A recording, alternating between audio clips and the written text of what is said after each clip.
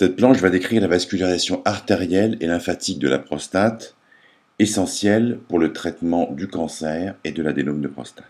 La vascularisation artérielle provient essentiellement de l'artère vésicale inférieure. Celle-ci va donner l'artère prostatique qui va se diriger vers la jonction vésico-prostatique et pénétrer cette région en restant perpendiculaire à l'urètre. Elle aborde le col vésical à 4 heures et à 8 heures, puis se poursuit parallèle à l'urètre prostatique.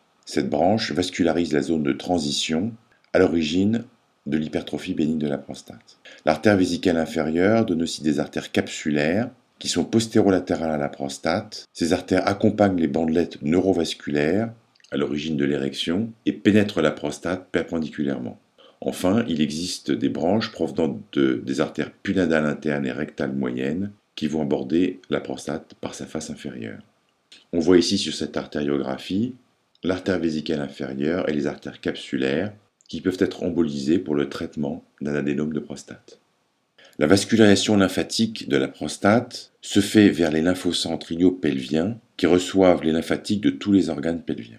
Les lymphonoeux sont associés aux principaux vaisseaux. On distingue ici un centre iliaque externe constitué de 3 courants lymphatiques, artériels, artério-veineux et sous-veineux. Il existe aussi un centre iliaque interne associé à l'artère iliaque interne, avec un volumineux lymphoneux à l'origine des branches de division de l'artère iliaque interne. Enfin, un centre iliaque commun avec des lymphoneux latéraux, postérieurs, dans la fosse lombosacrée et présacrée ou lymphoneux du promontoire. Les lymphatiques de la prostate peuvent aboutir à tous les lymphoneux iliopelviens. Les lymphoneux de la base prostatique peuvent aboutir au centre iliaque externe sous-veineux. La partie moyenne de la prostate va être drainée vers les centres iliaques internes. À noter l'existence d'un lymphoneux obturateur à l'orifice interne du canal obturateur qui est pathologique s'il est retrouvé.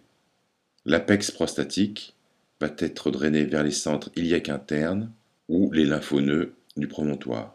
Les lymphatiques de la face antérieure de la prostate peuvent suivre les vaisseaux pudendaux, puis gagner le lymphoneux pudendal situé sous le ligament sacro-épineux à l'orifice sous-piriformien.